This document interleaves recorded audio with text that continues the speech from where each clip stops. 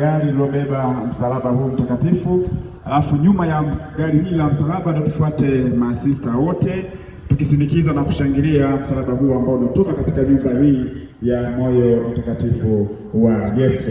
Tutaenda hivyo mpaka pale gorofani.